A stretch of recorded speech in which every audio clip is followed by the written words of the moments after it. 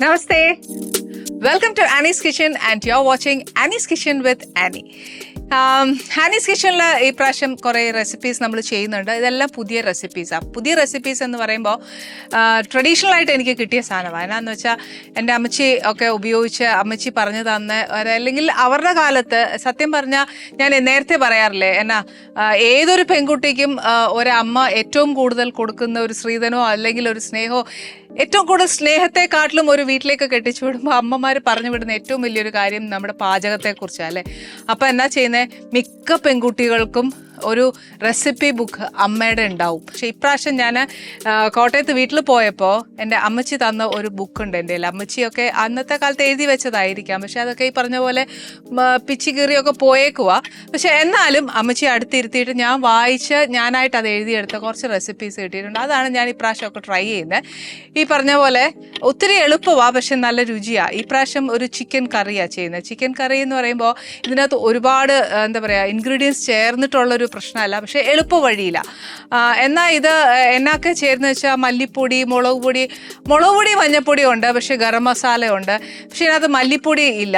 എന്നാൽ പിന്നെ ബാക്കിയൊക്കെ ഉണ്ടോ എന്ന് ചോദിച്ചാൽ എല്ലാം ഉണ്ട്, പക്ഷെ എന്നാ അല്ലറ ചില്ലറയൊന്നും ഇല്ല. ഇന്ന് ചെയ്യാൻ പോകുന്ന ഒരു സിമ്പിൾ റെസിപ്പിയാണ്. ഒരു ചിക്കൻ്റെ കറിയാണ് ചെയ്യാൻ പോകുന്നത്. കറിയാവാം, റോസ്റ്റ് ആക്കാം, അതൊക്കെ നമ്മുടെ ഇഷ്ടം. ഇത് ഏറ്റവും എളുപ്പമാണ് ചെയ്യാനും. അപ്പോൾ ഇതിന് വേണ്ടിയ കാര്യങ്ങൾ എന്നാന്ന് വെച്ചാൽ ഏറ്റവും കൂടുതൽ എനിക്ക് തോന്നുന്നു അമ്മച്ചിമാരൊക്കെ ഉപയോഗിച്ചുകൊണ്ടിരുന്ന ചെറിയ ഉള്ളിയാണ്, സവാളയെക്കാട്ടിലും.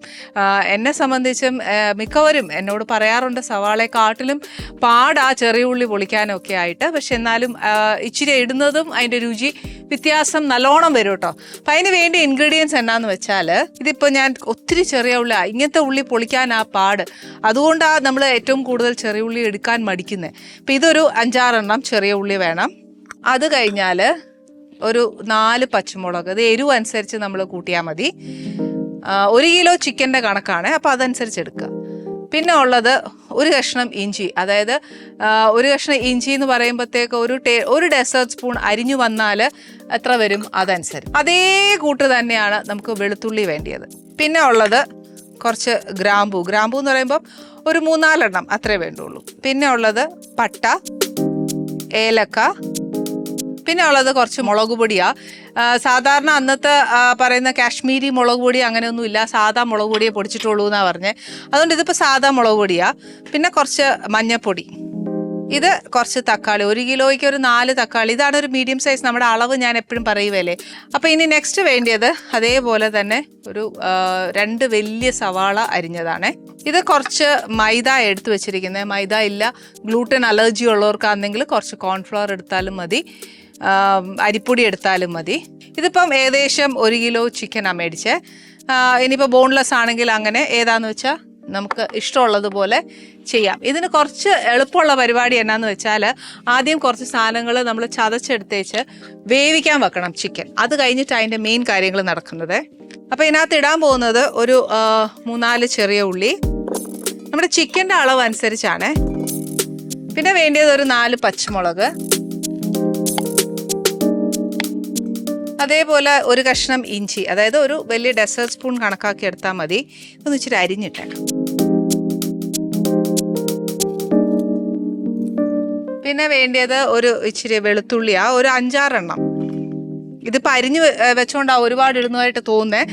ഇനിയിപ്പോൾ അഥവാ നമുക്ക് അങ്ങനെ തെറ്റ് പറ്റുവാണ് തോന്നുവാണെങ്കിൽ 1 കിലോ ചിക്കന് ഞാൻ എപ്പോഴും പറയുന്നല്ലോ 1.5 സ്പൂൺ ഇഞ്ചിയും 1.5 ടീസ്പൂൺ വെളുത്തുള്ളിയും ചേർത്താൽ മതി. പിന്നെ ഉള്ളത് ഒരു 2-3 ഗ്രാമ്പൂ, ഒരു ചെറിയ കഷ്ണം പട്ട. ഇതിപ്പം കട്ടിയില്ലാത്തയാ, അപ്പം പിന്നെ ഒരു ഇത്രയും മുഴുത്തൊരു കഷ്ണം ഇടുക. ഒരു 2-3 ഏലക്ക. അപ്പം ഇത് നമുക്ക് എന്നാന്ന് വെച്ചാൽ ഭയങ്കരമായിട്ട് അരച്ചെടുക്കണ്ട, ഒന്ന് ക്രഷ് ചെയ്തെടുക്കുമല്ലേ അതുപോലെ.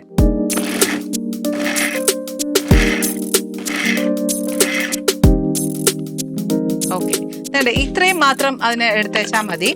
ഇനി എന്നാ ചെയ്യേണ്ടതെന്ന് വെച്ചാൽ ഈ ക്രഷ് ചെയ്തത് ഇതിനകത്തോട്ടിട്ട്,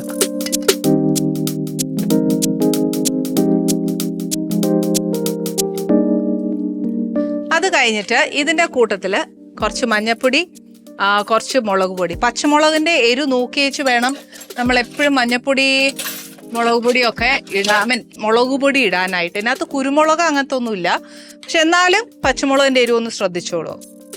ഒരു 1/2 ടീസ്പൂൺ മഞ്ഞൾപ്പൊടി ഇടുക. അത് കഴിഞ്ഞ് ഒരു എരിവുള്ളത് കൊണ്ട് ഒരു 2 ഇപ്പം ഇടാം. പിന്നെ പച്ചമുളകിൻ്റെ എരിവുണ്ട്, ഡെസേർട്ട് സ്പൂൺ കണക്കാണ്. അപ്പോൾ ഇത് ടീസ്പൂൺ എൻ്റെ കയ്യിലിരിക്കുന്നത്, അവിടെ ഇച്ചിരി കൂടി ഇട്ടേ. ഇതിനകത്തോട്ട് ഇത് വേവിച്ച് വെച്ചേക്കുന്ന തക്കാളിയാ. ഇത് നമ്മൾ വഴറ്റുക അങ്ങനത്തെ കാര്യങ്ങളൊന്നും ഇല്ലാത്തതുകൊണ്ടാണ് ഇത് വേവിച്ച്. ഇതിൻ്റെ തൊലി എടുക്കണം എന്നുണ്ടെങ്കിൽ നിങ്ങൾക്ക് എടുക്കാം, അതല്ലെങ്കിൽ ഇങ്ങനെ അതിനെ നമ്മളൊന്ന് എന്താ പറയുക പൊട്ടിച്ചിടുകയല്ലേ എന്ന് പറഞ്ഞ പോലെ.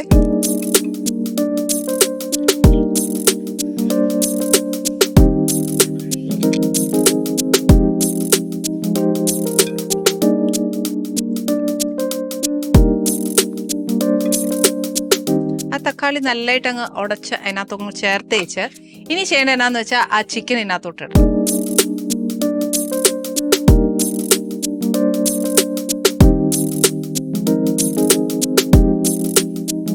ഇനി ഇതിനകത്തോട്ട് ഒരു ഇച്ചിരി ഉപ്പും കൂടി ഇട്ടേച്ച് നമുക്കത് മിക്സ് ചെയ്യാം.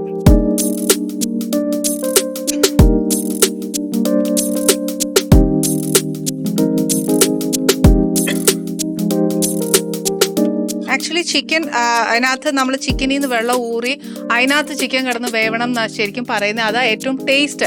പക്ഷെ എന്നാന്ന് വെച്ചാൽ ഈ ഒരു കറിക്കുണ്ടല്ലോ ഒത്തിരി ഗ്രേവി ഇല്ല. അപ്പം നമ്മൾ എന്നാ ചെയ്യണം, ഒരു ഇച്ചിരി ചിക്കന് ഗ്രേവി വരാനായിട്ട് ഞാൻ ഒരു ഇച്ചിരി വെള്ളം ഒഴിച്ചു കൊടുക്കുക. വെള്ളം ഒഴിച്ചുള്ള ഗുണം എന്നാന്ന് വെച്ചാൽ തിളയ്ക്കുന്ന ഉടനെ തന്നെ ചിക്കനിൽ നിന്നുള്ള വെള്ളവും ഊറും. അപ്പം എന്നാ ചെയ്യാം, നമുക്കൊരു ഇച്ചിരി വെള്ളം ഒഴിച്ചു കൊടുക്കാം. അതിൻ്റെ കൂടെ തന്നെ ഗ്രേവി വേണം, അതുകൊണ്ട് ഒരു ഇച്ചിരി വെള്ളം അത്യാവശ്യമാണ്. ഇനി എന്നാ ചെയ്യേണ്ടതെന്ന് വെച്ചാൽ ഈ ചിക്കൻ കംപ്ലീറ്റ് ആയിട്ട് ഒന്ന് വെന്ത് കിട്ടണം. വെന്ത് കിട്ടണം എന്ന് പറഞ്ഞാൽ ചിക്കൻ അല്ലെങ്കിലും വേവണം. പക്ഷേ ഇനി ഇത് ചെയ്യാൻ പോകുന്നത് എന്നാന്ന് വെച്ചാൽ ചിക്കൻ ഒന്ന് വെന്ത് കഴിഞ്ഞിട്ട് നമുക്ക് ഈ ചിക്കനെ ഒന്ന് വറുത്തെടുക്കണം. ഇത് ചെയ്യാൻ പോകുന്നത് ശരിക്കും വെളിച്ചെണ്ണയിലല്ല ചെയ്യുന്നത്, റിഫൈൻഡ് ഓയിലല്ല ചെയ്യുന്നത്. അതാകുമ്പോൾ കുറച്ചുകൂടെ എനിക്ക് ചെയ്തപ്പോൾ വെളിച്ചെണ്ണയെക്കാട്ടിലും കുറച്ചുകൂടെ ടേസ്റ്റ് റിഫൈൻഡ് ഓയിലുണ്ടെന്ന് എനിക്ക് തോന്നി. അതുകൊണ്ട് ഞാൻ ചെയ്തതാ. നമ്മുടെ ഈ ചിക്കന് ഇതൊരു 1/4 വെന്തോന്ന് ചോദിച്ചാൽ ഇല്ല, 1/2 ആയി കാണും, അത്രേ ഉള്ളൂ. അത് മതി. എന്നിട്ട് ഇത്രയും ഗ്രേവി ഇതിനകത്ത് ഇരിക്കട്ടെ. അതിന് വേറെ കുറച്ച് ജോലിയും കൂടെ ഉണ്ട്. ഇപ്പം എന്നാ ചെയ്യണമെന്ന് വെച്ചാൽ ഞാൻ ഇതങ്ങോട്ട് മാറ്റി വെച്ച് ഈ ചിക്കൻ വേണമെങ്കിൽ വേറെ പാത്രത്തിലോട്ട് മാറ്റിയെടുത്തിട്ട് സെപ്പറേറ്റ് വെച്ചിട്ടൊക്കെ വറുത്തെടുക്കാം. അതല്ലാന്നുണ്ടെങ്കിൽ ഇതിൽ നിന്ന് കോരിയെടുത്ത് അടുത്ത പാനിലേക്ക് ഇട്ട് വറുത്തെടുത്താലും മതി. ഏതാ എളുപ്പമെന്ന് വെച്ചാൽ അത് ചെയ്താൽ മതി. പക്ഷെ ഞാനിപ്പോൾ ചെയ്യാൻ പോകുന്നത് ഇതിനെ മാറ്റി വെച്ച് അടുത്ത പാൻ വെച്ചിട്ട് ഇതിൽ നിന്ന് തന്നെ ചിക്കൻ എടുത്ത് വറക്കും. ഒരുപാട് പാത്രം കഴുകാൻ എനിക്കിഷ്ടമല്ലാത്തത് കൊണ്ടും എളുപ്പത്തിന് ഇതാ നല്ലത്. അന്നേരം പിന്നെ ഇങ്ങനെ ചെയ്യുന്നതല്ലേ നല്ലേ. അപ്പം ഇതിനകത്തോട്ട് ഞാൻ ഒഴിക്കാൻ പോകുന്ന റിഫൈൻഡ് ഓയിലാണ്. നിങ്ങൾക്ക് വേണമെങ്കിൽ വെളിച്ചെണ്ണ ഉപയോഗിക്കാം. ഒത്തിരി ഡീപ് ഫ്രൈ അല്ല, ഒരു ഷാലോ ഫ്രൈ, അതായത് നമ്മുടെ ചിക്കൻ ഒന്ന് മുരിഞ്ഞ് കിട്ടണം, അത്രയും മതി.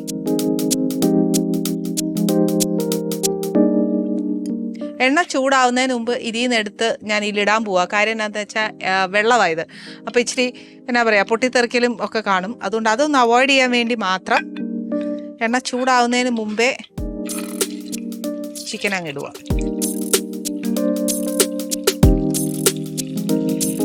ഡീപ് ഫ്രൈ ചെയ്യേണ്ടതെന്നുള്ളവർക്ക് ചെയ്യാം.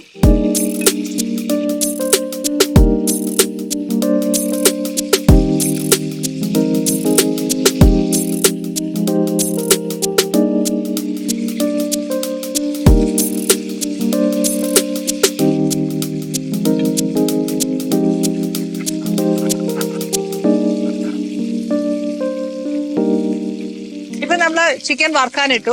ഇപ്പം നിങ്ങൾ നോക്കുമ്പോൾ അറിയാം അത് ഒരുപാട് അങ്ങ് മുരിഞ്ഞിട്ടില്ല, കുറച്ചേ മുരിഞ്ഞിട്ടുള്ളൂ. അപ്പൊ ഇതിനെ ഞാൻ എന്നാ ചെയ്യാൻ പോകുന്നത്, തിരിച്ച് ഈ ഗ്രേവിയിലോട്ടാണ് ഇടാൻ പോകുന്നത്.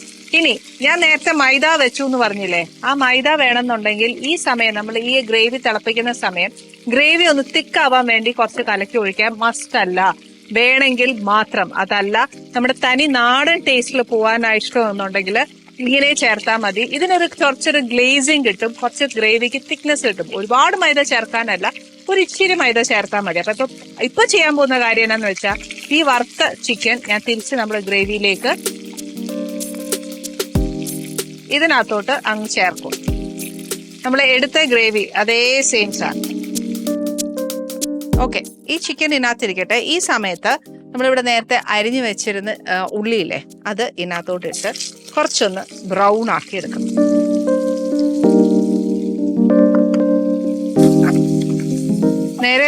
നേരത്തെ ചിക്കൻ വേവാനായിട്ട് നമ്മൾ ചിക്കനിൽ പിടിക്കാൻ ഇച്ചിരി ഉപ്പിട്ടു.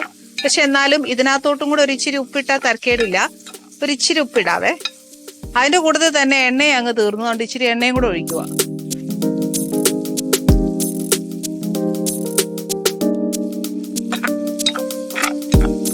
ഉള്ളി ഒരു ഇച്ചിരി നല്ല ബ്രൗൺ ആവണം, പച്ചയായിട്ടല്ല. ട്രാൻസ്പെറന്റ് അങ്ങനെയല്ല. ഇച്ചിരി നമ്മൾ ചേർക്കുന്ന എത്ര ഉള്ളിയാണോ അതിന്റെ സ്ട്രെയിറ്റ് ഹാഫ് ആവണം. അതാണ് അതിന്റെ ഒരു കണക്ക്.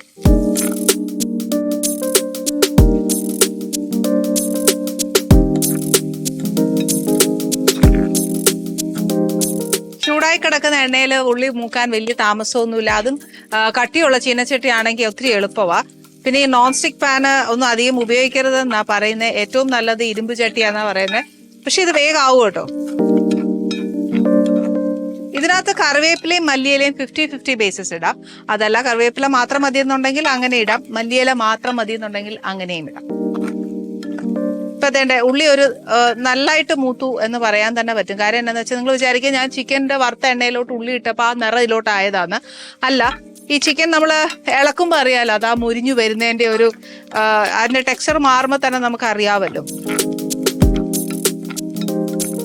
ഇത്രയും മതി.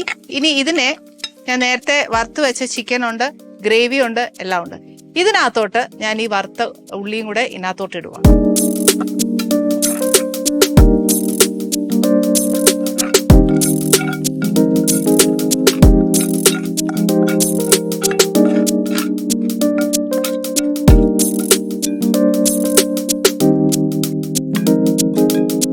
ഇനി ഇതിന്റെ ഏറ്റവും കൂടുതൽ ചെയ്യേണ്ടത് എന്താണെന്ന് വെച്ചാൽ ചെറിയ തീയയിലിരുന്ന് ആ ചിക്കനകത്തോട്ട് നമ്മൾ ചേർത്ത മസാല കംപ്ലീറ്റ് പിടിക്കണം.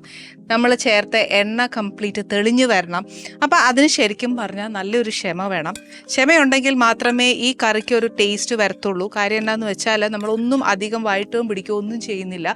ആ മസാല മുഴുവൻ ആ ചിക്കനേൽ പിടിക്കാതെ നമ്മൾ ധൃതി കൂട്ടി എടുക്കുവാന്നേൽ നമ്മൾ ഈ ചേർത്തിരിക്കുന്ന എല്ലാ സാധനത്തിൻ്റെയും ഒരു പച്ച കുത്തൽ അതിന് എന്തായാലും ഉണ്ടാവും. അപ്പോൾ അത് നോക്കിയേച്ച് വേണം എന്താ പറയുക, കറി എപ്പോഴും ഒന്ന് നമ്മൾ ഇടയ്ക്ക് ടേസ്റ്റ് ചെയ്യുക. കാരണം വഴറ്റുന്നില്ലല്ലോ, അതുകൊണ്ട് ഞാൻ പറഞ്ഞതേ ഉള്ളൂ. ഒന്ന് ശ്രദ്ധിച്ചാൽ അതിന് കറക്റ്റ് ടേസ്റ്റ് ആയിട്ട് എടുക്കാം. ഇതൊക്കെ ശരിക്കും പറഞ്ഞാൽ നമ്മുടെ അമ്മമാർ, എൻ്റെ അമ്മയ്ക്ക് ഇതൊക്കെ പഠിച്ചിട്ടുണ്ടോ എന്ന് തന്നെ എനിക്കറിയത്തില്ല. പക്ഷെ എന്നാലും ആ റെസിപ്പിയുടെ ബുക്കും ഒക്കെ എനിക്ക് കൈ കിട്ടിയോണ്ട് എനിക്ക് ഭയങ്കര സന്തോഷം കേട്ടോ. ഇന്ന് എന്താ പറയുക, ട്രഡീഷണലായിട്ട് പാരമ്പര്യമായിട്ട് കിട്ടുന്ന ഓരോ റെസിപ്പീസ് വെക്കുമ്പോഴും ആനീസ് കിച്ചണിൽ വരുന്ന ഓരോ ഗസ്റ്റിനും എനിക്ക് തോന്നുന്നു ഞാൻ പറയാം എന്താ പറയുക, കിട്ടുന്ന ആ രുചി കൂട്ട് എന്നെ സംബന്ധിച്ചിടത്തോളം ഏറ്റവും വലുതാണ്. അതും അവരുടെ ബ്ലെസ്സിങ്സും എപ്പോഴും നമ്മളിനി അത് എങ്ങനെ ഉണ്ടാക്കിയാലും ശരി, ചിലപ്പോൾ ഒരു കൂട്ട് മറന്നുപോയാലും ശരി, നമ്മൾ നിറ മനസ്സോടെയും എന്താ പറയുക ഉണ്ടാക്കുവാണെന്നുണ്ടെങ്കിലുണ്ടല്ലോ, അതെത്രയായാലും ആ കറി എന്നും നന്നായിരിക്കും. ആ ഒരു ബ്ലെസ്സിങ്ങിന് ശരിക്കും ആനീസ് കിച്ചനോടൊപ്പം ഇന്ന് നമ്മളോടൊപ്പം പങ്കുവെക്കുന്നത് വിൻസിയാണ്. വിൻസിക്ക് ശരിക്കും പറഞ്ഞാൽ അവരുടെ ഒരു അനുഗ്രഹം കൂടെ ഉണ്ടാവട്ടെ എന്ന് ഞാൻ പ്രാർത്ഥിക്കുന്നു. ബിക്കോസ് നമ്മുടെയൊക്കെ അറിയാം മലയാളികൾക്കൊരു ഒരു നടിയെന്ന നിലയിലൊരു മുതൽക്കൂട്ടാണ്. എത്രയായാലും ബ്ലെസ്സിങ്സ് എത്രയായാലും കാരണവന്മാരുടെ ഉണ്ടാവുമ്പം ബ്രൈറ്റ് ഫ്യൂച്ചറേ ഉണ്ടാവുള്ളൂ അല്ലേ. നമ്മുടെ ഈ ഒരു സ്പെഷ്യൽ ചിക്കൻ കറിയോടൊപ്പം വിൻസിയുടെ വിശേഷങ്ങളുമായിട്ട് നമുക്കൊരു ബ്രേക്കിന് ശേഷം കാണാം.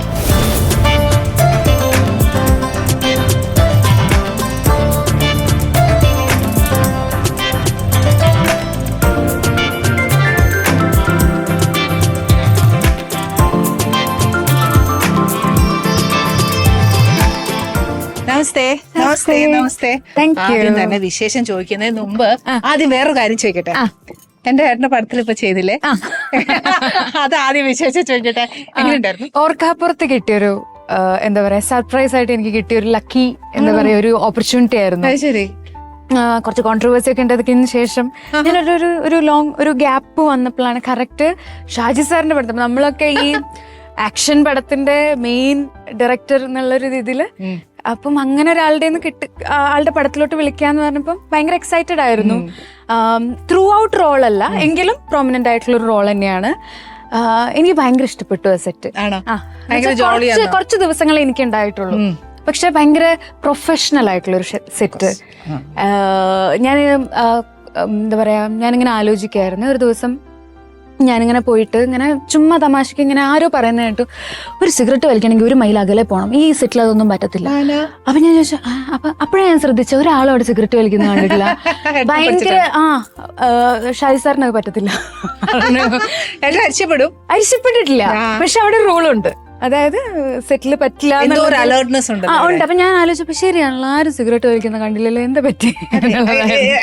ആക്ച്വലി ഇതുണ്ടല്ലോ, ഇങ്ങനെ പറയുമ്പോൾ ഏട്ടൻ പറയും അതൊക്കെ ചുമ്മാ പറയുന്നത്, ഞാൻ അങ്ങനെ സ്ട്രിക്റ്റ് മറ്റു കാര്യങ്ങളൊന്നും അല്ല. ഒരു ബഹളവും ഒന്നും ഉണ്ടായിട്ടില്ല.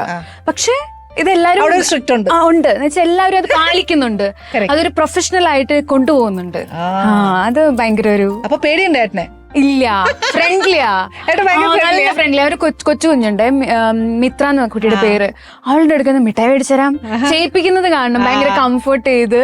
ചേച്ചിനെ പോലെ ഞാൻ ചേച്ചിയുടെ വീഡിയോസ് ഒക്കെ കണ്ടിട്ടുണ്ട്. ഭയങ്കര കംഫർട്ടിങ് ആയിട്ട് കൺസേൺഡ് ആയിട്ട് ചേച്ചി ഒരാളോട് സംസാരിക്കുക. അതേപോലെ തന്നെ ചേട്ടനും. അതായിരിക്കും അദ്ദേഹത്തിന്റെ ഇതായിട്ട് എനിക്ക് പകർന്നതായിരിക്കും. പിന്നെ വേറൊരാളും കൂടി ഉണ്ട്, മകനുണ്ട്. ശരിയാണല്ലേ, ശരി. ഈ പ്രാവശ്യം ചെറുതും കൂടെ അതെനിക്ക് തോന്നുന്നു എന്റെ പ്രേക്ഷകർ കണ്ടും എന്താ പറയാ എല്ലാവർക്കും അറിയായിരിക്കും. ചെറിയ ആള് ഇപ്പൊ ഡിഗ്രി കഴിഞ്ഞിട്ട് വന്ന് നിൽക്കുക, കുറച്ചൊരു ഗ്യാപ്പ് ഉണ്ടല്ലോ. ആ സമയത്ത് ചുമ്മാ നിൽക്കുന്നുണ്ടപ്പോ എനിക്ക് അങ്ങ് സഹിച്ചില്ല. അപ്പൊ ഞാൻ പറഞ്ഞു, മോനെ അപ്പൻ്റെ കൂടെ വർക്ക് ചെയ്യാൻ പോക്കോ.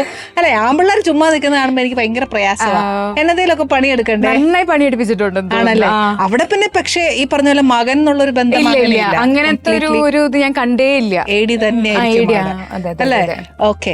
ശരിക്കും വിൻസി അവിടെ വർക്ക് ചെയ്തപ്പോഴത്തേക്കും ഏട്ടൻ എന്നോട് പറഞ്ഞത് ഭയങ്കര കോൺഫിഡന്റ് ആണ്, ഭയങ്കര ബോൾഡ് ആണ് വിൻസി. ബേസിക്കലി ക്യാരക്ടർ അങ്ങനെയാണോ? പ്രൂവ്ഡ് ആണ് അത്. നമ്മൾ പ്രേക്ഷകർക്ക് എല്ലാവർക്കും അറിയാം you are bold and confident എന്നുള്ളത്. ഒരു ക്യാരക്ടർ ചെയ്യുമ്പോഴും ആ ഒരു ഫേസിൽ അതുണ്ട് എന്നൊക്കെ ഏട്ടൻ എപ്പോഴും പറയും. ശരിയാണോ? നമുക്ക് അറിയാത്ത മേഖലയിൽ ഞാൻ കോൺഫിഡന്റ് അല്ല, അറിഞ്ഞു വന്നു കഴിഞ്ഞാൽ ആ സ്പേസിൽ ഞാൻ പിന്നെ കോൺഫിഡന്റ് ആയിരിക്കും. അല്ലാത്തപ്പോ അറിയാത്ത ബേസ് ക്യാരക്ടർ ഇതാ പറഞ്ഞ, എനിക്ക് എക്സ്പ്ലോർ ചെയ്യാനും ഓരോ മേഖല എക്സ്പ്ലോർ ചെയ്യാനൊക്കെ താല്പര്യമുണ്ട്. ബേസിക് ക്യാരക്ടറിൽ എല്ലാത്തിലും എടുത്ത് ചാട്ടമുണ്ട്, എന്നിട്ട് പണി പാളുമ്പോ കരയാറുമുണ്ട്. വൺസ് ഞാൻ അതിലൂടെ ഗോ ത്രൂ ചെയ്ത് കഴിഞ്ഞാൽ കോൺഫിഡന്റ്. ഈ വീണ്ടും ആ എക്സ്പീരിയൻസ് വീണ്ടും വരുമ്പോ ഹാൻഡിൽ ചെയ്യാൻ അറിയാം. പിന്നെ പതറുകയല്ല നമ്മള്. ഓക്കെ. അതെ, ഈ സിനിമയിലേക്ക് നമ്മൾ വന്നു, നല്ല ക്യാരക്ടേഴ്സ് ചെയ്തു. പിന്നെ നോക്കുമ്പോഴത്തേക്ക് അങ്ങനത്തെ ഒരു ബോൾഡ് ക്യാരക്ടേഴ്സ് ഒന്നും വിൻസിൽ കാണുന്നില്ല. ഇതൊക്കെ എന്നെ സെലക്ട് ചെയ്ത് ചെയ്യാത്തേ? എപ്പോഴും ബോൾഡ് ആവുന്നത് ശരിയല്ലല്ലോ. ബേസിക്കലി അതൊരു ഉണ്ട്, വിൻസിയുടെ ഒരു ലേബൽ, ആ സിഗ്നേച്ചർ ഉണ്ട്. അപ്പം പിന്നെ കാണുന്നത് എനിക്കൊന്ന് മാറ്റിയെടുക്കുന്നതാണോ? എനിക്ക് കോമഡി ചെയ്യാൻ ഇഷ്ടമാണ്, അത് ഞാൻ ചെയ്തിട്ടുണ്ട്. പത്മിനി അങ്ങനത്തെ കുറച്ച് മൂവീസിലൊക്കെ അത് ചെയ്തിട്ടുണ്ട്. ബോൾഡ്നെസ് ആണ് ആൾക്കാരിലോട്ട് കൂടുതൽ എത്തുന്നത്. അതല്ലാത്തൊരു ഇപ്പൊ നായകൻ എന്ന് പറഞ്ഞ റിയാലിറ്റി ഷോയിലൂടെ ഞാൻ വരുന്നത്. അപ്പൊ അതിലൊക്കെ കുറെ എക്സ്പ്ലോർ ചെയ്തിട്ടുണ്ട്, ഫണ്ണി കാര്യങ്ങളും. അപ്പം ഒന്നിലോട്ട് സ്റ്റക്ക് ചെയ്യാതിരിക്കാൻ വേണ്ടിട്ട് പലതും, ഇനിയിപ്പോ നെഗറ്റീവ് റോൾ ചെയ്യണം, എല്ലാം എക്സ്പ്ലോർ ചെയ്യണം. അപ്പൊ ഭയങ്കര ഇഷ്ടമായിരുന്നു ഒരു ആക്ട്രസ് ആവാനായിട്ട്. അതെ. അങ്ങനെ അപ്പം ഇതിലേക്ക് വരുന്ന ഞാൻ പറഞ്ഞുതരാം. ചെറുപ്പത്തില് നമ്മൾ ടി വി എന്നാണ് എല്ലാത്തിന്റെയും തുടക്കം. ടിവിയില് ഇപ്പം ഈ സമയമാകുമ്പോ ഓരോരുത്തർ ഓണം, വിഷു അതിന്റെ ടൈമൊക്കെ ആകുമ്പോൾ ഓരോ നടിമാര് വന്നിരുന്നിട്ട് ഇങ്ങനെ ഇന്റർവ്യൂ കൊടുക്കും. അപ്പൊ നമ്മളിത് കാണുമ്പോൾ നല്ല ഭംഗിയുള്ള നടിമാര്. എനിക്ക് ചെറുപ്പത്തില് കുറെ പേര് ഇൻസെക്യൂരിറ്റീസ് ഇട്ട് തന്നിട്ടുണ്ട്. എന്റെ ഡാർക്കർ ഷെയ്ഡായിരുന്നു. അപ്പം കാക്കക്കറുമ്പി എന്നൊക്കെ വിളിച്ചിട്ട് കുറച്ച് ടോക്സിക് ആൾക്കാരുണ്ട്. അപ്പൊ അത് കഴിഞ്ഞപ്പോ അത് നമ്മളുടെ കുട്ടി മനസ്സിൽ കയറി കൂടിപ്പോ നമുക്ക് വിഷമം എന്നല്ല, അതും ഒന്ന് മാറ്റി പറയിപ്പിക്കണല്ലോ ഒരു വാശി. അങ്ങനെ നമ്മൾ ടി വിയിൽ നോക്കുമ്പോ നല്ല സുന്ദരികളായ നടിമാര് വന്നിരുന്ന് ഇങ്ങനെ ഇന്റർവ്യൂ കൊടുക്കും. അപ്പൊ എന്റെ മനസ്സിൽ അവിടെ ആ ഒരു മേഖലയിൽ കയറി കൂടിയാൽ ഇതൊക്കെ നമുക്ക് മാറും, നല്ല ഭംഗി വെക്കും, നല്ല പൈസ കിട്ടും എന്നൊക്കെയുള്ള അങ്ങനത്തെ അതൊക്കെ ആയിരുന്നു ഇനീഷ്യൽ. നാച്ചുറൽ, എല്ലാവർക്കും അത് തന്നെയല്ലേ. പിന്നെ പോകെ മാറി. അത് ഇതിന്റെ ഉള്ളിലോട്ട് കയറി വന്നപ്പോഴത്തേക്കിനും ഇതിങ്ങനെയല്ല നമ്മൾ അപ്രോച്ച് ചെയ്യേണ്ടത്, ഇറ്റ്സ് ലൈക്ക് ബി ആ സ്കിന്നിൽ തന്നെ നിന്നുകൊണ്ട് യു എക്സ്പ്ലോർ മോർ എന്നുള്ളൊരു അതിലോട്ട്. ശരിക്കും പറഞ്ഞാൽ ഇൻഡസ്ട്രിയിലേക്ക് വരുന്നതേ ഒരു ചിക്കൻ ബോക്സ് കാരണമാണെന്നൊക്കെ പറയുന്നത്. ചിക്കൻ ബോക്സ് സാധാരണ പറയാറുണ്ട്, അത് പക്ഷെ വിൻസിയുടെ എനിക്കൊന്ന് ലൈഫിൽ എക്സ്പീരിയൻസ് വെച്ച് അത് തെളിഞ്ഞതാണ്. ചിക്കൻ ബോക്സ് വന്നാൽ ഭയങ്കര ഐശ്വര്യം വരും എന്നാ പറയുന്നത് അല്ലേ? അങ്ങനെ ചൊല്ലില്ലേ ചിക്കൻ ബോക്സ്? ദേവിയുടെ അനുഗ്രഹമാണ് അതാന്നൊക്കെ പറയും. അത് ശരിക്കും എനിക്ക് തോന്നുന്നു വിൻസിയുടെ കാര്യത്തിൽ കറക്റ്റ് ആണെന്ന് തോന്നുന്നു. കറക്റ്റ്. പക്ഷെ ആദ്യം ഉണ്ടായപ്പോ ഞാൻ അങ്ങനെ അല്ലാട്ട് വിചാരിച്ചത്. ആദ്യം ഉണ്ടായപ്പോ നമ്മൾ മിററിലൊക്കെ നോക്കിയപ്പോ എന്റെ എല്ലാ ഐശ്വര്യവും പോയി, മുഖത്തിങ്ങനെ പാടെല്ലാം വന്നപ്പോഴത്തേന്. പക്ഷെ പോകെ പോകെ നമ്മളുടെ മൈൻഡിന് തന്നെ പറഞ്ഞു പഠിപ്പിക്കില്ല, ഇത് മാറും, അത് അപ്പം അതിനുവേണ്ടി റെഡി ആയിക്കോളൂ എന്നുള്ളൊരു നമ്മൾ മനസ്സിനെ സെറ്റ് മോട്ടിവേറ്റ് ചെയ്യിപ്പിക്കില്ലേ. അങ്ങനെ റൂമിലിരിക്കുന്ന സമയത്താണ് മറ്റേ നായകന്റെ ആ ഒരു അഡ്വർടൈസ്മെന്റ് പോലെ ഓഡീഷന് വിളിക്കുന്നു എന്നുള്ളതൊക്കെ. അങ്ങനെ ഞാൻ അന്ന് കൊടുത്തേക്കാം, ഇത് എനിക്കുള്ള റൈറ്റ് ചോയ്സ് ആണ്, എനിക്കൊരു ഫീല് വന്നിട്ട് കൊടുത്തതാ. അവിടെ നിന്ന് ടേൺ ചെയ്തത് ഇവിടം വരെ എത്തി നിൽക്കുന്നു. ആ ഒരു കോൺഫിഡൻസ് ശരിക്കും ഫസ്റ്റ് മൂവി ചെയ്യുമ്പോ തന്നെ ആ ഒരു പേടി അങ്ങനെ ഒന്നും ആ ഒരു ഫേസിൽ ഉണ്ടായിരുന്നു. പക്ഷെ ഞങ്ങൾക്കൊന്നും തോന്നിയില്ലായിരുന്നു. ശ്വാസം ഇപ്പം വരുന്നുണ്ട്. പച്ചക്ക് ചീത്ത ഇട്ടിട്ടുണ്ട് എന്ന് പറഞ്ഞു കഴിഞ്ഞാൽ കനകം കാമിനി കലഹം എന്ന് പറഞ്ഞിട്ട് നിവിൻ ചേട്ടന്റെയും രതീഷ് ബാലകൃഷ്ണ പൊതുവാൾ രതീഷ് ചേട്ടന്റെയും കൂടെ വർക്ക് ചെയ്യുന്ന സമയത്ത് ഒരു നീണ്ട ഡയലോഗുണ്ട്. അപ്പം അത് ഞാൻ ഇവിടുന്ന് റിസപ്ഷന്റെ അവിടുന്ന് പറഞ്ഞു എല്ലാവരോടും ഞാൻ ഇങ്ങനെ തർക്കിക്കുന്ന ഒരു സാധനം. അത് വൺ ഷോട്ട് എടുത്തേ പറ്റൂ, ബ്രേക്കിംഗ് പറ്റില്ല. അപ്പൊ ഞാൻ വിചാരിച്ചു വൺ ഷോട്ടോ പറ്റില്ലല്ലോ എന്നുള്ള രീതിയിൽ പോയപ്പോഴത്തേക്കിനും ഒരു വട്ടം പോയി, പകുതി എത്തുമ്പോഴത്തേക്കിനും മറന്നുപോകും, ബ്ലാക്ക് ഔട്ട് ആവും, വീണ്ടും പോവും. ഇതിങ്ങനെ ഒരു 21 വട്ടം പോയപ്പോഴത്തേക്കിനും ബ്രേക്ക് പോയി പഠിച്ചിട്ട് വരാമെന്ന് പറഞ്ഞു. നമ്മളുള്ള കോൺഫിഡൻസ്. അപ്പൊ വിനയ് ചേട്ടൻ വന്നിട്ട് എന്നോട് പറയുന്നത്, അതെ എത്ര ചീത്ത കേട്ടാലും കുഴപ്പമില്ല, ഇതിന്റെ ഔട്ട്പുട്ടേ ആൾക്കാർ കാണുള്ളൂ, അപ്പം ഫൈനൽ ഔട്ട് അടിപൊളിയാക്കാൻ നോക്ക്, അത് ബാക്കിയുള്ള പറയേണ്ടവരൊക്കെ പറഞ്ഞിട്ട്. അപ്പൊ എനിക്ക് തോന്നി ശരിയാ, ഫൈനൽ ഔട്ടല്ലേ ആൾക്കാർ കാണുള്ളൂ, അപ്പൊ ഞാൻ എന്തായാലും ചെയ്യാന്ന് പറഞ്ഞിട്ട് അങ്ങനെ ചെയ്തപ്പോഴത്തേക്കിനും ഓക്കെ. എന്തോ ഒരു പേടി. അപ്പം വിനയേട്ടനും പറഞ്ഞു നമുക്കിത് ഇഷ്ടം പോലെ കിട്ടിയിട്ടുണ്ട്, ചീത്തയൊക്കെ കേട്ടിട്ടുണ്ട്. അപ്പം ഇത് എനിക്ക് മാത്രമല്ല, അപ്പൊ നിവിൻ ചേട്ടനും വന്ന് പറഞ്ഞു എനിക്കും കേട്ടിട്ടുണ്ട്, ഗ്രേസും പറഞ്ഞു എല്ലാവർക്കും കേട്ടിട്ടുണ്ട് എന്ന് പറഞ്ഞു. എല്ലാവർക്കും കേട്ടിട്ടുണ്ടല്ലോ, എല്ലാവരും അവിടെ നിന്നാണല്ലോ വന്നേ. ആ ഒരു ഐഡിയ കയറിയപ്പോഴത്തേക്കിനും പിന്നെ ചീത്ത ആയിട്ടാലും കുഴപ്പമില്ല എന്നുള്ളൊരു സാധനം ചെയ്യാം എന്നുള്ളതായി അല്ലേ? എനിക്ക് തോന്നുന്നു ബിൻസി ഏറ്റവും കൂടുതൽ ചാക്കോച്ചനുമായിട്ടാണ് വർക്ക് ചെയ്തത്. 2 മൂവി. എങ്ങനെയുണ്ട് ചാക്കോച്ചൻ? അടിപൊളി. ഈ പറഞ്ഞ പോലെ ചിൽ അങ്ങനത്തെ പുള്ളി ചില്ലാണ്. ഫസ്റ്റ് മൂവി ഭീമന്റെ വഴി, അതിൽ ഞാൻ അത്ര ചില്ലായിരുന്നില്ല, കാരണം എന്റെ മെന്റർ ആയിരുന്നു ചാക്കോച്ചൻ റിയാലിറ്റി ഷോയില്. അപ്പം അത് കഴിഞ്ഞ് നേരെ കോ ആക്ടറായിട്ട് കയറാന്ന് പറയുമ്പോഴത്തേക്കിനും എനിക്ക് ബുദ്ധിമുട്ട്. അതായത് ഞാനിപ്പോ എങ്ങനെ ചെയ്യാപ്പോ ചില്ല, ഓൾവേസ് ചില്ലാണ്. അത് കഴിഞ്ഞ് പത്മിനിയിൽ എത്തിയപ്പോഴത്തേക്കിനും അതിന്റെ ഇടയിൽ പത്മിനിക്ക് തൊട്ട് മുന്നായിട്ട് കുറെ പടങ്ങൾ ഞാൻ പോയി ചെയ്തു. അപ്പൊ എക്സ്പീരിയൻസ്ഡ് ആയി. അപ്പൊ മുന്നിലൊരു സ്റ്റാർ വന്ന് നിന്നാലും ഓക്കെ നമുക്ക് ഹാൻഡിൽ ചെയ്യാൻ പറ്റും. മറ്റേ അന്താളിപ്പോ പകുതി നമ്മൾ അവരെ നോക്കിക്കൊണ്ട് നിൽക്കും, നമ്മുടെ ഡയലോഗും മറക്കും, പിന്നെ അവർക്ക് എന്ത് ഫീൽ ചെയ്യും ഞാൻ തെറ്റിച്ചാലെന്നുള്ള ഒരു ഫീൽ. അതുണ്ട് കാരണം അവർക്കൊരു ബുദ്ധിമുട്ടാണല്ലോ, അവർക്ക് തോന്നരുതല്ലോ ഇവളെ പുതിയ കുട്ടി എന്തൊരു മെനക്കേടാന്നുള്ളത് നമുക്ക് തോന്നിപ്പിക്കരുത്. അതാ ഞാൻ ചോദിച്ചാ, കോൺഷ്യസ്നെസ് ഉണ്ടാവും ഇല്ല അല്ലേ? തുടക്കത്തിലുണ്ടായിരുന്നു, എല്ലാ പടങ്ങളിലും ഭയങ്കര കോൺഷ്യസ് ആയിരുന്നു. അതായത് ബാക്കിയുള്ളവർക്ക് എന്നെ പറ്റി ഒരു നെഗറ്റീവ് ഫീൽ ചെയ്യരുത്, മര്യാദക്ക് ചെയ്യണം എന്നുള്ളതായിരുന്നു. എനിക്ക് തോന്നുന്നു വിൻസി ഏറ്റവും കൂടുതൽ എന്താ പറയാ കംഫർട്ട് ഈ പറഞ്ഞ പോലെ കോമഡി ചെയ്യാനാണ്. കോമഡി എനിക്ക് ഭയങ്കര ഇഷ്ടമാണ്. കാരണം നായികയിൽ എന്നെ നമ്മൾ റൊമാൻറ്റിക് ചെയ്തിട്ടുണ്ട്, എല്ലാം ചെയ്തിട്ടുണ്ട്. പക്ഷെ ആൾക്കാർക്ക് ഏറ്റവും ഇഷ്ടം ഞാൻ കോമഡി ചെയ്യുന്നതാ. എന്റെ കോഴിക്കറി കണ്ടിട്ടുണ്ട്. പക്ഷെ ഇപ്പൊ ഒന്നുകൂടെ ചെയ്യാം ചെയ്തേ. ഇത് സംഭവം എന്താന്ന് വെച്ച് കഴിഞ്ഞാൽ ഒരു 3 സ്റ്റൈൽസില് ഒരു 3 പേര് നിന്നിട്ട് ഒരു കോഴിക്കറി വെക്കുന്ന ഇമാജിനറി ഒരു കോഴിക്കറി വെക്കുന്ന ഒരു ഇതാണ്. അപ്പൊ ഞാൻ കോഴിക്കറി വെക്കുന്നതിന് പകരം ഇതിപ്പോ എന്താ ജ്യൂസ്, ഇത് ലൈം ജ്യൂസ് ആണോ? അതേലോ. ഇതിൽ എത്ര ഗ്ലാസ് വെള്ളമുണ്ട്? അതിലിപ്പോ തൽക്കാലം അധികം കൊള്ളുന്ന വെള്ളം വെച്ചിട്ടുള്ളൂ. തുടക്കത്തിൽ നിറച്ച് പതയാണല്ലോ. അയ്യോ എന്റെ ദൈവം തമ്പുരാനെ, അങ്ങനത്തെ ഒരു ഐറ്റം ആണിത്. ഇപ്പൊ ഞാൻ സത്യം പറയട്ടെ, വരുന്നില്ല. അത് പ്രിപ്പയർഡ് ആയിരിക്കണം. പ്രിപ്പയർഡ് അല്ലാതെ ഓൺ ദി സ്പോട്ടിൽ ആ സമയത്ത് എന്ന് പറയുമ്പോൾ നമുക്ക് എന്തിനും റെഡി ആയിട്ട്, എന്തെങ്കിലും കോമ്പറ്റീഷൻ മൈൻഡ് അല്ലേ, ഫിനാലെ ആയിരുന്നു. അപ്പം എന്തിനും റെഡി ആയിട്ട് ഗിഫ്റ്റ് കൊണ്ടേ പോകുള്ളൂ എന്നുള്ളൊരു വാച്ച് എന്നുള്ളതായിരുന്നു. അപ്പൊ അതിനുവേണ്ടി നമ്മൾ എന്തും ചെയ്യാം. ശരിക്കും ഓൺ സ്പോട്ട് തരുന്നതാണ് ചെയ്യേണ്ട ഓരോ കാര്യങ്ങളും.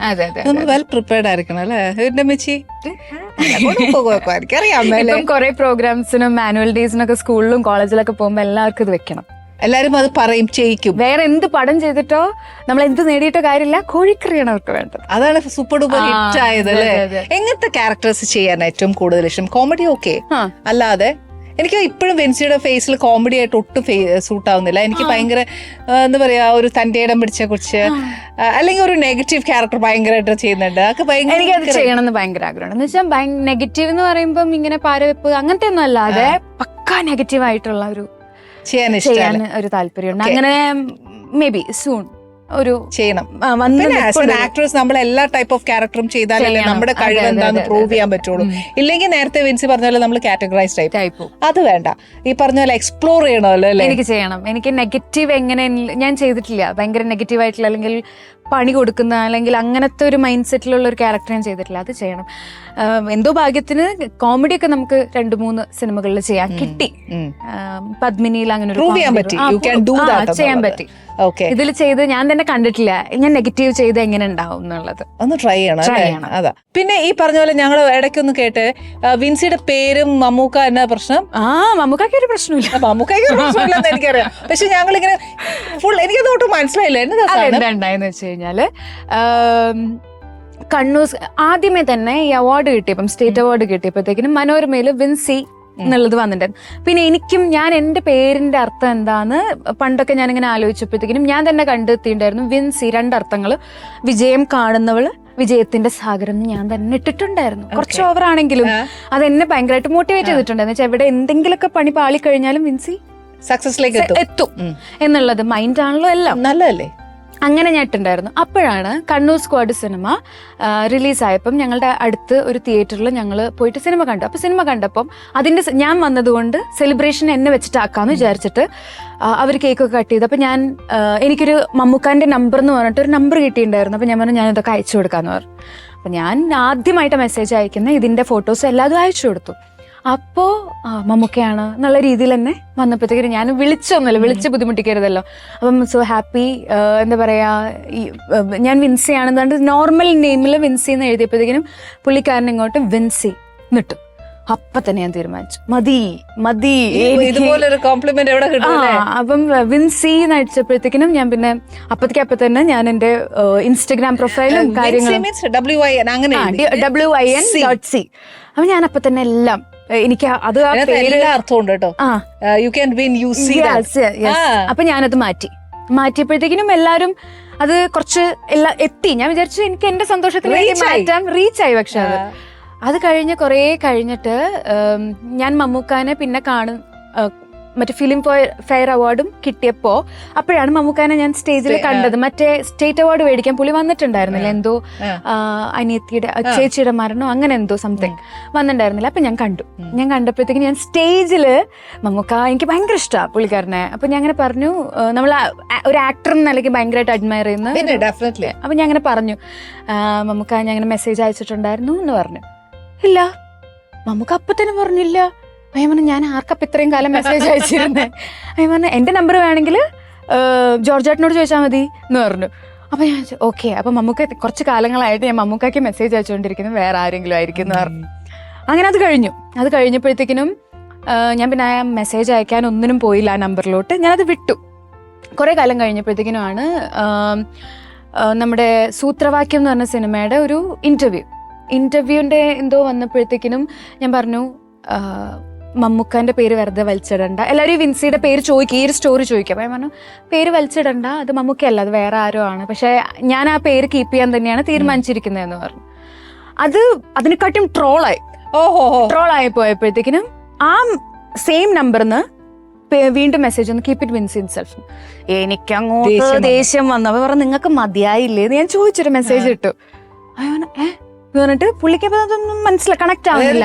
മനസ്സിൽ മമ്മൂക്ക പറഞ്ഞ കിടക്കാണ്. മമ്മൂക്കല്ല, വേറെ ആരും അല്ലേ അത്. അല്ല, മമ്മൂക്ക പറഞ്ഞു എന്റെ നമ്പർ അല്ല എന്നുള്ള കിടക്കുന്നുണ്ട്. അപ്പൊ ഇത് ഇയാള് വീണ്ടും ചെയ്തോണ്ടിരിക്കാന്നുള്ള. അപ്പൊ ഞാൻ നല്ലോണം പറഞ്ഞില്ല, അതായത് നിങ്ങൾക്ക് മതിയായില്ലേ എന്ന് ചോദിച്ചു. പറഞ്ഞു ഞാൻ എന്താ ഉദ്ദേശിക്കുന്നത്? അപ്പൊ ഞാൻ പറഞ്ഞു ഒന്നും പറഞ്ഞൊന്നുമില്ല. ഞാൻ ആ നമ്പർ നേരെ ജോർജേട്ടന് കൊടുത്തു. ജോർജേട്ട മമ്മൂക്കാന്റെ ഒരു. അപ്പം ജോർജേട്ടൻ പറഞ്ഞു മമ്മൂക്കാന്റെ നമ്പർ ആണല്ലോ. ഞാന് മമ്മൂക്ക. അപ്പൊ ഞാൻ പറഞ്ഞു മമ്മൂക്ക അന്ന് പറഞ്ഞത് ഓർമ്മയുണ്ടോ ഫിലിം ഫെയർ അവാർഡ് വേദിയിൽ വെച്ചിട്ട് മമ്മൂക്കാന്റെ നമ്പർ അല്ല ഇത് എന്നുള്ളതും ചോദിച്ചു. മമ്മൂക്ക പറഞ്ഞു എനിക്കത് ഓർമ്മയില്ല. അപ്പൊ ഞാൻ പറഞ്ഞു ഇങ്ങനെ വിൻസി എന്ന് വിളിച്ചപ്പോൾ ഞാൻ സ്ക്രീൻഷോട്ട് എടുത്ത് അയച്ചു കൊടുത്തു. അയ്യോ മറന്നുപോയി, സോറി. അപ്പൊക്കെ പിന്നെ കുഴപ്പമില്ല, അത് മമ്മൂക്കനെയുള്ള കുഴപ്പമില്ല എന്ന് പറഞ്ഞു. ശരിക്കും ബെൻസിക്ക് അപ്പാർട്ട് ഫ്രം ആക്ട്രസ് വേറെ ഹോബീസ് എന്താണ്? വേറെ ഹോബീസ് എന്ന് പറയുമ്പോൾ ഞാൻ പഠിച്ചത് ആർക്കിടെക്ചറാണ്. അതിൽ വലിയ പരിപാടിയൊന്നും ചെയ്യുന്നില്ലെങ്കിൽ പോലും എനിക്കിങ്ങനെ ബിൽഡിങ്സ് അല്ലെങ്കിൽ എൻ്റെ ഹോം, ഫ്യൂച്ചർ ഹോംസ് അതിനെയൊക്കെ പറ്റിയിട്ട് റിസർച്ച് നടത്താനും കാര്യങ്ങൾക്കൊക്കെ ഭയങ്കര ഇഷ്ടമാണ്. അപ്പൊ എങ്ങനത്തെ ഐ മീൻ ഇപ്പം വീടൊക്കെ വെക്കുവാണെങ്കിലും എങ്ങനത്തെ ടേസ്റ്റ് ആണ് കൂടുതൽ ഇഷ്ടം? ട്രഡീഷണൽ ആണോ, മോഡേൺ ആണോ? എനിക്ക് സസ്റ്റൈനബിൾ ആയിട്ടുള്ള എന്ന് വെച്ച് കഴിഞ്ഞാൽ നമ്മൾ ഉണ്ടാക്കുന്ന നമുക്ക് ചുറ്റും ഇപ്പം എൻവയോൺമെന്റലി നിന്ന് എക്കോ ഫ്രണ്ട്ലി ആയിട്ടുള്ളത്. അതുപോലെ എൻ്റെ ഒരു പ്ലാൻ ഉണ്ട്, നമുക്കിപ്പം നമ്മുടെ നീഡിനനുസരിച്ച് മാത്രമുള്ള വീട് വെക്കുക എന്നുള്ള അങ്ങനത്തെ കുറച്ച് ലക്ഷറീസ് വേണ്ട. അത് ഒരു കണക്കിന് നല്ലതാണെന്ന് തോന്നുന്നു. എനിക്കൊന്നത് ഒന്നാമത്തെ കാര്യം തൂത്തു തുടയ്ക്കാൻ വലിയ പാടുള്ള ഒരു ഏർപ്പാടാ. കാര്യം ഒരു ലക്ഷറി വെച്ചാലും നമുക്ക് വൃത്തിയാക്കണ്ടേ, അതൊരു പോയിന്റ് ആണല്ലോ. അത് സത്യം, നീഡ് അനുസരിച്ച് അങ്ങനത്തെ കോൺസെൻട്രേറ്റ് ചെയ്യുന്നത്. ഒരു വേറെ വെച്ചപ്പോ നമുക്ക് സ്വന്തമായിട്ട് വീടുണ്ട്, അപ്പച്ചനും അമ്മയ്ക്കും വീടൊക്കെ ഉണ്ട്. അതല്ല മോളെ ഞാൻ ചോദിച്ചത്, ആ ഒരു പ്രൊഫഷനിലേക്ക് ഇറങ്ങാൻ താല്പര്യമുണ്ട്? ഞാൻ ബിൽഡിങ്സിലോട്ടൊന്നും ഫോക്കസ് ചെയ്യുന്നില്ല, വലിയ വലിയ ബിൽഡിങ്സിലോട്ടൊന്നും ഫോക്കസ് ചെയ്യുന്നില്ല. എന്റെ മൈൻഡുമായിട്ട് കണക്ട് ആവുന്ന കുഞ്ഞു ഹോംസ്, വീടുകള്, എനിക്കത് താല്പര്യമുണ്ട്. അതായത് എന്റെ ഒരു ഫ്യൂച്ചർ പ്രോജക്റ്റ് ആയിട്ട് കുഞ്ഞു വീടുകൾ വെച്ച് എന്നുവെച്ചാൽ വലിയ 3 സെന്റ് 4 സെന്റ് 5 സെന്റ് അതിലൊക്കെ ബഡ്ജറ്റ് ഫ്രണ്ട്ലി ആയിട്ടുള്ള, ബഡ്ജറ്റ് ഫ്രണ്ട്ലി, അതിന്റെ കൂടെ എക്കോ ഫ്രണ്ട്ലി, അങ്ങനെയൊക്കെ ഒരു നല്ല, നമുക്ക് ഒരിക്കലും ശ്വാസം മുട്ടി ജീവിക്കാം, പക്ഷെ നമുക്ക് കുഞ്ഞു സ്പേസിൽ നമുക്ക് ബിൽഡ് ചെയ്തെടുക്കാം എന്നുള്ള ഒരു കോൺസെപ്റ്റ് വർക്ക്ഔട്ട് ചെയ്യുന്നുണ്ട് എന്റെ മൈൻഡിൽ. ഏറ്റവും കൂടുതൽ അതാ ഏറ്റവും വേണ്ട. എന്നറിയോ, എല്ലാവർക്കും 10 സെന്റ് 30 സെന്റ് അങ്ങനെയല്ലല്ലോ. നമുക്കുള്ളതിൽ ഒരു നല്ല വീട് ചെയ്യുക, നമ്മുടെ ഇഷ്ടത്തിന് ഒരു വീട് ചെയ്യുക, അല്ലെ, അവരുടെ ഒരു സ്വപ്നം പൂർത്തീകരിക്കുക, അല്ലെ. അങ്ങനെ ബഡ്ജറ്റ് ഫ്രണ്ട്ലി ഒക്കെ ചെയ്തു കൊടുക്കാനൊക്കെ താല്പര്യം. അതാണ് എനിക്കിഷ്ടം. കാരണം എനിക്ക് മനസ്സിലായത്, ഞാൻ 5 ഇയർ കോഴ്സ് ആയിരുന്നു ആർക്കിടെക്ചറാണ് ഞാൻ പഠിച്ചത്. അപ്പൊ അത് പഠിച്ച സമയത്ത് ഞാൻ കുറേ പ്രോജക്ട്സ് ചെയ്തു. അതിൽ എനിക്ക് ഏറ്റവും കൂടുതൽ കംഫർട്ടായിട്ടും എൻ്റെ മനസ്സ് ബൈൻഡ് ചെയ്ത് നിൽക്കുന്ന ഇതെന്ന് പറഞ്ഞത് ഈ ബഡ്ജറ്റ് ഹോംസ്, എക്കോ ഫ്രണ്ട്ലി ആയിട്ടുള്ള കുഞ്ഞു വീടുകൾ. എളുപ്പം എന്റെ മൈൻഡ് അതിലോട്ട് പെട്ടെന്ന് ഇന്നാവും. മൈൻഡ് എപ്പോഴും എൻഗേജ്ഡ് ആക്കി വെക്കണം എന്നുള്ള ആഗ്രഹം. പഠിത്തം കംപ്ലീറ്റ് കഴിഞ്ഞതിന് ശേഷമാണോ ഫിലിമിലേക്ക്? ഓ അത് ശരി, അത് മതി. അതിന്റെ ഇടയിൽ, അതായത് ഞാൻ 3rd ഇയർ ആയപ്പോഴാണ് നായകനിലോട്ട് പോകുന്നത്. 4th ഇയർ ഇന്റേൺഷിപ്പിലാണ് ഞാൻ നായകൻ ഞാൻ കംപ്ലീറ്റ് ചെയ്യുന്നത്. ആൻഡ് 5th ഇയർ ഞാൻ ഇന്റേൺഷിപ്പ് എങ്ങനെയൊക്കെയോ ചെയ്ത് തീർത്ത് സിനിമയിലോട്ട് ഇറങ്ങി. ഞാൻ 4th ഇയർ ആയപ്പം എന്റെ ഫസ്റ്റ് മൂവി ഞാൻ ചെയ്തു, വികൃതി. ഓക്കെ, അപ്പൊ ഒരു കാര്യം ചോദിച്ചിട്ട്, ഇപ്പൊ വിൻസി പഠിച്ചത് പ്രൊഫഷണലി ആർക്കിടെക്ചറിലാണ്. അപ്പം ഈ സിനിമയിലേക്ക് വന്നു, പഠിത്തകാലത്തുണ്ടാവുന്ന ഒരു വിൻസി ഉണ്ടാവുമല്ലോ. അപ്പൊ അത് ഫിലിമിലേക്ക് വന്നപ്പോൾ വിൻസിക്ക് എന്തെങ്കിലും മാറ്റം, അതായത് വിൻസി എങ്ങനെ മാറ്റി സിനിമ? ഞാൻ പറയട്ടെ, ഈ ഒരു ആർക്കിടെക്ചറിന്റെ ഞാൻ എല്ലായിടത്തും പറയുന്ന ഒരു കാര്യമാണ്. ഞാൻ പറഞ്ഞില്ലേ, മണി, ഫെയിം, ബ്യൂട്ടി, ഈ സംഭവങ്ങളൊക്കെയാണ് എന്റെ മൈൻഡിന്റെ ഉള്ളിൽ കിടക്കുന്നത്, സത്യം പറഞ്ഞു കഴിഞ്ഞാൽ. കാരണം നമുക്ക് ലാക്ക് എന്താണോ അത് ക്ലിയർ ചെയ്യാൻ വേണ്ടിയിട്ടാണല്ലോ നമ്മൾ ഓരോന്നിൽ എത്തിപ്പെടുക. പക്ഷെ അവിടെ എത്തിക്കഴിഞ്ഞപ്പോൾ ആ സെയിം സമയത്ത് നമ്മൾ ഭയങ്കരമായിട്ട് ആഗ്രഹമുള്ളപ്പോഴാണ് നമ്മൾ സിനിമ ചെയ്യുന്നത്, പഠിക്കുന്നത്. അപ്പോൾ പഠിച്ചുകൊണ്ടിരിക്കുന്ന സമയത്താണ് പാർവതി ചേച്ചിയുടെ ടേക്ക് ഓഫ് ഒക്കെ വരുന്നത്. അപ്പം നമ്മൾ യൂഷ്വലി നമ്മുടെ മൈൻഡിൽ ഉണ്ടായിരുന്ന ഒരു കുറച്ച് കാര്യങ്ങളൊക്കെ ബ്രേക്ക് ചെയ്യുന്ന പോലത്തെ ഉള്ള ആക്ടിങ്ങും വളരെ നാച്ചുറൽ ആയിട്ടുള്ള കാര്യങ്ങളും അതെന്നെ ഭയങ്കരമായിട്ട് ഇൻസ്പയർ ചെയ്തിരുന്നു. അതേ സമയത്ത് തന്നെ പഠിക്കുന്ന സമയത്ത് നമ്മൾ വേറൊരു സൈഡിൽ എന്ന് വെച്ച് കഴിഞ്ഞാൽ ബിൽഡിംഗ് എന്ന് പറയുമ്പം കെട്ടിപ്പൊക്കുക എന്നുള്ളത് മറികടന്ന് അതിന് കുറച്ച് ഡീറ്റെയിലിങ്ങും അതിന്റെ മെറ്റീരിയലും അതിനെ പറ്റിയൊക്കെ ഡീറ്റെയിൽ ആയിട്ട് പഠിക്കുമ്പോൾ ഇറ്റ്സ് ഓൾ അബൌട്ട് ഒരു ചുമ്മാ ഒന്ന് കെട്ടിപ്പൊക്കുക എന്നല്ല, അതിന് ഒരു ബ്രീത്തബിൾ എന്ന് വെച്ചാൽ നമുക്കിപ്പോ ഒരു ചില സ്പേസിലോട്ട് പോകുമ്പോൾ നമ്മള് ഇന്നായിട്ട് ഇരിക്കത്തില്ലേ, അങ്ങനെ സ്പേസസ് ഉണ്ടാക്കാം. അത് സ്പേസസ് ഉണ്ടാക്കുന്ന നമ്മുടെ കോൺസെപ്റ്റും ഇതൊക്കെയാണ്. അപ്പൊ ഞാൻ ഇങ്ങനെ മാറി ചിന്തിച്ചപ്പോഴത്തേക്കിനും ഇത് തന്നെയാണ് ആക്ടിങ് എന്ന് പറയുന്ന ഒരു വേറൊരു സൈഡും. ഒരു ക്യാരക്ടർ ചുമ്മാ പെർഫോം ചെയ്യുന്നതായിരിക്കില്ല, അതിന് അതിന്റെ ഒരു ലൈവ്ലിനെസ്, അതുപോലെ നമ്മളുടെ കോസ്റ്റ്യൂമും നമ്മൾ എങ്ങനെ എത്രത്തോളം നാച്ചുറൽ ആയിട്ട് എങ്ങനെ കൊടുക്കാം, അങ്ങനത്തെ കുറെ കാര്യങ്ങളൊക്കെ തലയിൽ കയറി. അപ്പൊ ഭയങ്കര ഒരു കോറിലേഷൻ കിട്ടി എനിക്ക്. അപ്പൊ ശരിക്കും പറഞ്ഞാൽ നമ്മളിപ്പോ വെളിയിലൊക്കെ പോകുമ്പോൾ എനിക്ക് തോന്നുന്നു വിൻസി കംപ്ലീറ്റ് ആൾക്കാരെ ഇപ്പൊ ശ്രദ്ധിച്ചു തുടങ്ങുന്നുണ്ടാവും. ഞാനിപ്പോ റീസെന്റ് ശ്രദ്ധിച്ചു, നമ്മുടെ അവിടുത്തെ നമ്മുടെ ചെറുപ്പത്തിൽ നമ്മൾ നോക്കിയ ഒരു ഉഷ ചേച്ചി എന്ന് പറഞ്ഞിട്ടുണ്ട്. ഭയങ്കര ഇങ്ങനെ മോണയൊക്കെ പൊന്തിയിട്ട് ഭയങ്കര ഇതാക്കിയിട്ട് പക്ഷെ ഭയങ്കര പവർഫുൾ ലേഡിയാ. എന്ന് വെച്ചാൽ വീട്ടുജോലിയാ ചെയ്യുന്നേ. അപ്പൊ അതൊക്കെ നമ്മളിതിങ്ങനെ ശ്രദ്ധിക്കും. അപ്പം ഞാൻ വിചാരിക്കും ഇങ്ങനത്തെ ഒരു ക്യാരക്ടർ എടുക്കായിരുന്നു അല്ലെ? അങ്ങനെയൊക്കെ ഞാൻ ശ്രദ്ധിക്കും. ഞാൻ അങ്ങനെ മനസ്സിലിങ്ങനെ വിചാരിക്കും ഇങ്ങനത്തെയൊക്കെയാണ് ആൾക്കാരിലോട്ട് എത്തേണ്ടത്. ആ ഒരു മാനറിസംസ് ഒക്കെ അല്ലേ ഒത്തിരി നമുക്ക് വെരി റോ എന്നൊക്കെ പറയത്തില്ലേ, അങ്ങനത്തെ കുറെ ക്യാരക്ടേഴ്സ് ഉണ്ട്. സാധാരണഗതി ഞാൻ ചോദിക്കും ക്യാരക്ടർ വൈസ് നമ്മള് ഹോംവർക്ക് ചെയ്യാറുണ്ടോ ഇല്ലേ? അതിനെക്കാട്ടിലും നമ്മൾ ഏറ്റവും കൂടുതൽ എളുപ്പം വേറൊരാളെ നമ്മൾ ശ്രദ്ധിക്കുന്നതാണ്. അതിൽ എനിക്ക് ചെയ്തതെന്ന് വെച്ചാൽ അമ്മയാണ് സത്യം ചെയ്യുമ്പോൾ അതിനകത്ത് മേനോങ്കൾ എപ്പോഴും പറയുമായിരുന്നു, എപ്പോഴും ആൺകുട്ടികളെ ശ്രദ്ധിക്കുക, അവർ മുണ്ടും മടക്കി കുത്തുന്നത്, അവരിപ്പം ഒരു പ്രേമിക്കുമ്പം എങ്ങനെയായിരിക്കും അവരുടെ ലുക്സ്, ഇതൊക്കെ നോക്കി പഠിക്കാൻ പറയും എന്ന് പറഞ്ഞ പോലെ. ഇപ്പൊ വിൻസി പറഞ്ഞ ഓരോരുത്തരുടെ ക്യാരക്ടറും അവരുടെ ഗെസ്റ്റേഴ്സും നോക്കി പഠിച്ചാൽ നമുക്ക് കിട്ടുന്ന ഒരു ക്യാരക്ടറിലേക്ക് ഭയങ്കരമായിട്ട് ഇൻസ്പയർഡ് ആവും അല്ലേ? ചേച്ചിയുടെ എത്രാമത്തെ മൂവി ആയിരുന്നു അത്? ഫസ്റ്റ് മൂവി ആണോ? മതി, നമുക്ക് പോയി കഴിക്കാം. ആ എക്സ്പ്രഷൻ കൂടി പോയി. ഇതാണ് കുറയ്ക്കാൻ പറയുന്നത് എന്നോട്.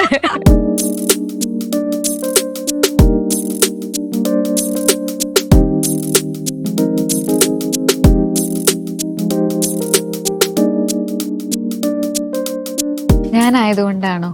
എന്തുവാ? കോഴി. അതിന് ഞാൻ ഉത്തരം പറയുന്നില്ല. അല്ല, ഞാൻ എന്നാന്നോ ഇന്ന് ചിക്കൻ, എനിക്കൊന്ന് ബെൻസിക്ക് ചിക്കനോട് ഇഷ്ടം കൂടുതലാന്നോ? എല്ലാം കഴിക്കും. മോക്ക് കുക്കിംഗ് ഒക്കെ ഇഷ്ടമാണോ? എനിക്ക് ഇങ്ങനത്തെ ഡെലീഷ്യസ് ആയിട്ടുള്ള ഫുഡ്സ് ഇത് ഡെലീഷ്യസ് ആണോ ചോദിച്ചാൽ ഇത് ആക്ച്വലി എന്റെ അമ്മച്ചിമാരൊക്കെ ഉണ്ടാക്കിയ സാധനമാ, പണ്ടത്തെ കോട്ടയം സ്റ്റൈല്. അത് ശരിക്കും പറഞ്ഞാൽ ഇതുകൊണ്ടല്ലോ ഞാൻ അധികം ഇങ്ങനത്തെ റെസിപ്പീസ് ഒന്നും ഞാൻ പരിചിതമല്ല. എനിക്കൊരു റെസിപ്പി ബുക്ക് കിട്ടി അമ്മച്ചിയുടെ. അപ്പൊ അതിൽ ഞാൻ നോക്കുമ്പോ അമ്മച്ചി ഉണ്ടാക്കി ഇങ്ങനെ എഴുതി വെച്ചേക്കുന്നു. ബുക്കൊക്കെ നോക്കി ഒത്തിരി പൊടിഞ്ഞൊക്കെ പോയി. പക്ഷെ ഇതെന്റെ ഒരു ആന്റി എനിക്ക് എടുത്ത് തന്നതാ, അമ്മച്ചി വെച്ചിരുന്ന ബുക്കാന്നും പറഞ്ഞത്. അങ്ങനെ വെച്ച് ഞാൻ ട്രൈ ചെയ്യുന്ന. അപ്പൊ ഇവരൊക്കെ എഴുതി വെച്ചിരിക്കുന്ന ഒരു സാധനം ശരിക്കും പറഞ്ഞാൽ അതിന്റേതായ ടേസ്റ്റ് ഉണ്ടെങ്കിൽ മാത്രല്ലേ അവരത് കുറിച്ചിടത്തും. അപ്പൊ ഞാൻ വിചാരിച്ചു ഞാനൊന്ന് ട്രൈ ചെയ്യാം, കളയണ്ടല്ലോ. അതുകൊണ്ട് ഇത്ര ഡെലീഷ്യസ് എന്നൊക്കെ പറയുമ്പോൾ നമ്മൾ കഴിച്ചിട്ട് വേണം പറയാൻ. കാര്യം എന്താന്ന് വെച്ചാൽ ഓരോരുത്തർക്കും ഓരോ ഇഷ്ടമാണ്, ഓരോ ടേസ്റ്റ് ആണ്, ഓരോ സ്ഥലത്ത് ഓരോ ടേസ്റ്റ് ആണ്. പക്ഷെ മോള് നല്ലതായിട്ട് കുക്ക് ചെയ്യില്ലേ? ഞാന് കുറച്ച് ഹെൽത്ത് നോക്കി തുടങ്ങിയിട്ടുണ്ട് ഇപ്പം. അപ്പം ഒറ്റയ്ക്ക് നിന്ന് സർവൈവ് ചെയ്യാനുള്ള എല്ലാ കുക്കിങ്ങും എനിക്കറിയാം. അത്രേ പഠിച്ചാൽ മതി. പക്ഷെ അത് മറ്റുള്ളവർ കഴിക്കാൻ ഓക്കെ എനിക്കറിയില്ല. ഞാൻ ആക്ച്വലി എപ്പോഴും പറയുന്നല്ലോ, ഒരു പെൺകുട്ടികളെ പറയില്ലേ, പെൺകുട്ടികളെ കെട്ടിച്ചുവിട്ട് അത് പഠിക്കണം ഇത് പഠിക്കണം ഇത് പഠിക്കാതെ ഞാൻ എന്റെ അഭിപ്രായത്തില് പെൺകുട്ടികൾ ബേസിക്കലി ഒന്നും പഠിക്കരുത്. കാര്യം എന്ന് വെച്ചാൽ അത്യാവശ്യം പട്ടിണി ഇല്ലാതെ പോകുന്ന ഒരു ചായ ഇടാൻ അറിയണം, അല്ലെങ്കിൽ ഒരു ദോശ ഉണ്ടാക്കാൻ അറിയണം, അല്ലെങ്കിൽ ഒരു ഓംലെറ്റ് ഉണ്ടാക്കാൻ അറിയണം. അതൊക്കെ പഠിച്ചാൽ മതി. അതിൽ കൂടുതലൊന്നും പഠിക്കരുത്. കാര്യം എന്താണെന്നറിയോ, നമ്മൾ പഠിക്കുന്നതല്ല കെട്ടി വീട്ടിൽ ചെന്ന് കഴിക്കുമ്പോൾ ഉണ്ടാവുന്നത്. അവിടെ എൻറ്റയർലി ഡിഫറെന്റ് ടേസ്റ്റ് ആയിരിക്കും. ചിലപ്പോൾ നമ്മുടെ ടേസ്റ്റ് പിടിക്കുകയല്ലായിരിക്കും. അത് പഠിക്കുന്നതല്ലേ എളുപ്പം. എല്ലാവരും ഒറ്റയ്ക്ക് നിൽക്കാൻ പഠിക്കുന്നത്. ഞാൻ എന്റെ 3 പിള്ളേരെ അങ്ങനെ പഠിപ്പിച്ചിരിക്കുന്നത്. വിശക്കുമ്പോ അറ്റ്ലീസ്റ്റ് ഒരു ബ്രെഡ് ഓംലെറ്റ് ഉണ്ടാക്കി കഴിക്കാനോ അല്ലെ ഒരു ദോശ ഉണ്ടാക്കി കഴിക്കാനോ ഒക്കെ ഒന്ന് പഠിച്ചിരിക്കുന്നതുകൊണ്ട് തെറ്റൊന്നും ഇല്ലല്ലോ. പിന്നെ ഈ പറഞ്ഞ പോലെ പിള്ളേരെ എവിടെയെങ്കിലും വിട്ടു പഠിപ്പിച്ച് അവർക്ക് ബഡ്ജറ്റ് ഉണ്ടല്ലോ കയ്യില്, അതിനകത്ത് നിർത്താൻ പഠിക്കണമല്ലോ. അപ്പൊ അതൊക്കെ വരാനുള്ള ഫേസ് ചെയ്യാൻ നമ്മളെല്ലാം പഠിപ്പിക്കണ്ടേ? അത്രേ ഉള്ളൂ, അല്ലാതെ ഒന്നുമില്ല. പക്ഷെ മോക്കും ഈ പറഞ്ഞ ഹെൽത്തി ഫുഡ്സ് ആണ് ഇപ്പൊ ഞാൻ ട്രൈ ചെയ്യുന്നത്. ഒരിടയ്ക്ക് അമ്മയ്ക്ക് വയ്യാണ്ടിരുന്നപ്പോഴത്തേക്കിനും ഒരു മീൻകറി വെച്ചു. അങ്ങനത്തെ ഇടയ്ക്കിടയ്ക്കൊക്കെ എന്ന് വെച്ചാൽ ഇപ്പം ചേച്ചിക്ക് ചെയ്യുന്നത് ഭയങ്കര അതൊരു പാഷനാണ്. ചേച്ചിക്ക് സെർവ് ചെയ്ത് കൊടുക്കുക എന്ന് പറയുന്ന ഒരു പാഷനാണ്. അപ്പൊ എനിക്കത് ഇടയ്ക്ക് സമയങ്ങളിൽ വരും. അപ്പൊ 3 പേർക്ക് 3 ഒറ്റ മോളാന്നോ? അല്ല, ചേട്ടനുണ്ട്. ചേട്ടൻ പിന്നെ മസ്കറ്റിലാ സെറ്റിൽഡ്, ഫാമിലി ആയിട്ട് അവിടെ സെറ്റിൽഡ്. ഇവിടെ അപ്പന്റെ അമ്മയുടെ സ്നേഹം മൊത്തത്തിൽ എടുത്തോണ്ട് അങ്ങ് കഴിയുവാ അല്ലേ? ചേട്ടൻ മാരീഡ് ആണോ? മാരീഡ് ആണ്. അപ്പം ഇപ്പം അനിയത്തി ഫിലിമിലൊക്കെ വന്നപ്പോ എന്നായിരുന്നു? ഹാപ്പി ആയിരുന്നു. എനിക്ക് അഡ്വൈസസ് പല സ്റ്റേജസിലും വരുമ്പം നമ്മളുടെ കൂടെ വിളിച്ചിട്ട് നീ കുറച്ചും കൂടെ അങ്ങനെ ചെയ്യായിരുന്നു എന്നൊക്കെ പറയും. കുറെ കാര്യങ്ങൾ പറഞ്ഞുതരും. മോൾ ഇതുവരെ ചെയ്ത ക്യാരക്ടേഴ്സിലെ ഏറ്റവും ഇഷ്ടപ്പെട്ട ക്യാരക്ടർ ഏതാണ്? രേഖ. ഭയങ്കര ഇഷ്ടം. അത് ഇഷ്ടപ്പെട്ടത് ഭയങ്കര ക്ലോസ് ടു ഹാർട്ട്. നമുക്കിപ്പം കഥ കേൾക്കുമ്പോ, നമ്മളോട് കഥ പറയുമ്പോ ആ റൈറ്റ് മൊമെന്റിൽ നമുക്ക് തോന്നില്ല ഇറ്റ്സ് ഫോർ മീ എന്ന് തോന്നിയ ആദ്യത്തെ ഒരു സ്റ്റോറിയാണ്. അതിന് മുന്നേയും നമ്മൾ കുറച്ച് ടൈമെങ്കിലും എടുക്കും, ഒരു 1 hour കഴിഞ്ഞിട്ട് പറയാം എന്നുള്ളതൊക്കെ ആയിരിക്കും. പക്ഷെ ഇത് റൈറ്റ് സംസാരിച്ച് ഇത് എനിക്കുള്ളതാ എന്നുള്ളത് എനിക്കൊരു കോള് വന്നിട്ടുണ്ടായിരുന്നു. അങ്ങനെ വന്ന ഒരു സിനിമയാണ് രേഖ. അത് ത്രൂ ഔട്ട് പ്രോസസ്സ് ഭയങ്കര ടഫായിരുന്നു. ഇപ്പൊ ഈ പറഞ്ഞ പോലെ ഞാൻ പറഞ്ഞില്ലേ, ഞാൻ കൊടുക്കുന്നത് വേറെ, ഡയറക്ടർക്ക് വേണ്ടത് വേറെ, അങ്ങനത്തെ കുറച്ച് ക്ലാഷ് ഒക്കെ ഉണ്ടായിരുന്നു. ഫൈനലി ഡയറക്ടർ ആഗ്രഹിക്കുന്നതിലോട്ട് എത്തിപ്പെട്ടു എന്നുള്ളതാണ് സത്യം. പക്ഷെ അത് ആ ഒരു ജേർണി ഭയങ്കര ടഫായിരുന്നു. പക്ഷെ അത് കഴിഞ്ഞ് ഇറങ്ങുമ്പോൾ നമ്മൾ പണിയെടുത്തു എന്നുള്ള ഒരു ഫീൽ കിട്ടുന്ന ഒരു സാധനം. എപ്പോഴും പറയാറുണ്ട് ഒരു ആർട്ടിസ്റ്റ് എപ്പോഴും ഡയറക്ടേഴ്സ് ആർട്ടിസ്റ്റ് ആയിരിക്കണം അല്ലെ. അദ്ദേഹത്തിന്റെ മനസ്സിലായിരിക്കുമല്ലോ എപ്പോഴും ആ ഒരു കഥ എപ്പോഴും വർക്ക് ചെയ്യാവുന്നതും ആ ഒരു ഹീറോ എങ്ങനെയായിരിക്കണം, ഒരു ഹീറോയിൻ ആയിരിക്കും എങ്ങനെയായിരിക്കണം എന്നൊരു ഡയറക്ടറിന്റെ ഉള്ളിലും സ്ക്രിപ്റ്റ് റൈറ്ററിന്റെ ഉള്ളിലായിരിക്കും ഏറ്റവും കൂടുതൽ ഉണ്ടാവും. അപ്പൊ അദ്ദേഹം വിചാരിക്കുന്ന ഒരു ഔട്ട്പുട്ട് നമുക്ക് കൊടുക്കാൻ പറ്റിയ ഏറ്റവും നല്ലത്. ഏട്ടനൊക്കെ എപ്പോഴും പറയും ഒരു ആർട്ടിസ്റ്റ് എപ്പോഴും ഡയറക്ടേഴ്സ് ആർട്ടിസ്റ്റ് ആയിരിക്കണം എന്നുള്ളത്. ഇവിടെ ഷാജി സാറിന്റെ പടത്തിൽ ഞാൻ ഒരു കാര്യം പറയട്ടെ, എല്ലാം ഫാസ്റ്റ് ആയിരുന്നു. ഞാൻ ആദ്യമായിട്ട് ഇങ്ങനെ പെട്ടെന്ന് ഫാസ്റ്റ് ആയിട്ട് എന്ന് വെച്ചാൽ എല്ലാ ആർട്ടിസ്റ്റുകളും അവര് കൂടുതൽ പണിയെടുക്കുക അല്ലെങ്കിൽ കുറെ ടേക്സ് പോയില്ല, എല്ലാം ഫാസ്റ്റ് ആയിരുന്നു. ഇപ്പൊ എന്റെ കാര്യത്തിലാണെങ്കിൽ പോലും 1 or 2 ടേക്സ്. ഒരു കൊച്ചുണ്ട്, അവളുടെ കാര്യത്തിലാണെങ്കിലും 1 or 2 takes, maximum may be 3. അതിന്റെ അപ്പുറത്തേക്ക് പോകുന്നത് ഞാൻ കണ്ടിട്ടില്ല. ഷാജി സാറിന്റെ ഒരു നോർമൽ പ്രോസസ് ആണോ എന്ന് എനിക്ക് അറിഞ്ഞൂടാ. നമ്മൾ ഭയങ്കരമായിട്ട് റെഡി ആയില്ല. അത് കൊച്ചിനോടും അതെ അങ്ങനെ പറയുന്നത് കേട്ടിട്ടില്ല. ഭയങ്കര ഈസി ആയിരുന്നു വർക്ക് ചെയ്യാനായിട്ട്, കംഫർട്ടബിൾ ആയിരുന്നു. അതുകൊണ്ടായിരിക്കും നമ്മുടെ പെർഫോമൻസ് സ്ട്രെയിൻ ഇല്ലാത്ത, ഇല്ല ആർട്ടിസ്റ്റ് വൈസും സ്ട്രെയിൻ ഇല്ലാത്തത്. അതേസമയം തന്നെ സാറിന് കിട്ടേണ്ട സാറ് എടുക്കുന്നുണ്ട്. നമ്മൾ ഇടയ്ക്ക് ചോദിക്കും, ഇത്ര പെട്ടെന്ന് കഴിഞ്ഞാ നമ്മൾ റെഡി ആണോ വേണ്ടത്. അപ്പൊ സാറ് പറയും റെഡിയാണ്. ഇതൊക്കെ ഇന്ന് വീട്ടിൽ പോയി ചോദിച്ചിട്ട് തന്നെ ബാക്കി കാര്യം. ആദ്യമായിട്ടാണ് ഏട്ടന്റെ സെറ്റിലെ വിശേഷമൊക്കെ കേൾക്കുന്നത് എന്ന് നിങ്ങൾക്ക് തോന്നും. ഞാൻ പറയുന്നത് സത്യമാണ്. ഏട്ടന്റെ സെറ്റിലെ വിശേഷം ഒന്നും വീട്ടിൽ കൊണ്ടുവരാറില്ല, ഞാൻ അതിനെപ്പറ്റി സംസാരിക്കാറില്ല, പ്രൊഫഷണലി ഒന്നും വീട്ടിലേക്കില്ല. വീട്ടിൽ പക്ക ഫാമിലി പേഴ്സൺ ആണ്. അപ്പൊ പിന്നെ എനിക്ക് അതിന്റെ വിശേഷം അറിയണമെങ്കിൽ ഇങ്ങനെയൊക്കെ അറിയാനൊക്കെ തോന്നില്ല. എന്റെ പ്രേക്ഷകർ കേൾക്കുന്ന പോലെ തന്നെയാണ് ഞാനും ഇപ്പൊ കേട്ടെ. നിങ്ങൾ അങ്ങോട്ടും ഇങ്ങോട്ടും ഭയങ്കരമായിട്ട് അഡ്മയർ ചെയ്യുന്ന രണ്ടാൾക്കാരാന്ന് തോന്നുന്നു. ഞാൻ ഷാജി സാറിന്റെ പ്രൊഫൈലൊക്കെ എടുത്ത് നോക്കുമ്പോൾ, ഇൻസ്റ്റാ പ്രൊഫൈലൊക്കെ എടുത്ത് നോക്കുമ്പോൾ ഫുൾ ചേച്ചി അവിടെ ഫാമിലി ലവ്. അതെനിക്ക് അറിയത്തില്ല. ആ ലവ് സ്റ്റില്ലാണ്. അപ്പൊ പിന്നെ അത് ഞങ്ങൾ ഇങ്ങനെ കളിക്കുന്ന അത് ടെൻഷനില്ല. ദൈവാനുഗ്രഹം, തമ്പുരാനെ അത്രേ ഉള്ളൂ. തമ്പുരാന്റെ കൃപ കൊണ്ട് അങ്ങനെ ഇങ്ങനെ പോകും. ഓക്കെ, അപ്പൊ ഇനി ഞാൻ എന്റെ ഭക്ഷണം ഒന്ന് വിളമ്പട്ടെ.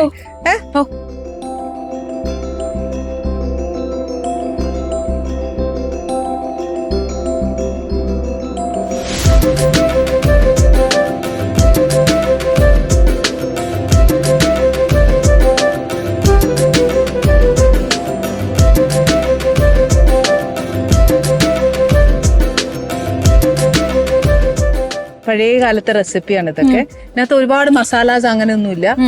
പഴയ കാലത്തെ റെസിപ്പീസ് ഇല്ലേ, അമ്മച്ചിമാരൊക്കെ ഉള്ളത് വെച്ച് ചെയ്യുന്നതൊക്കെ പറയില്ലേ, ഒരു എൻറ്റയർലി ഒരു ഡിഫറെന്റ് ടേസ്റ്റ് ആണ് അല്ലെ. നല്ല ടേസ്റ്റ് ഉണ്ട് ശരിക്കും, ഒരു ഡിഫറെന്റ്, നമ്മൾ സ്ഥിരം കഴിക്കുന്ന ഒരു ടേസ്റ്റ് അല്ല. എരിവുണ്ട്, ഭയങ്കര ഒരു നാടൻ ഫ്ലേവർ ഉണ്ട്. അതാ ഞാൻ പറഞ്ഞ ആ ഒരു ഫ്ലേവർ എന്ന് പറയുന്നത് നമുക്ക് ഇപ്പം ഇതൊന്നും.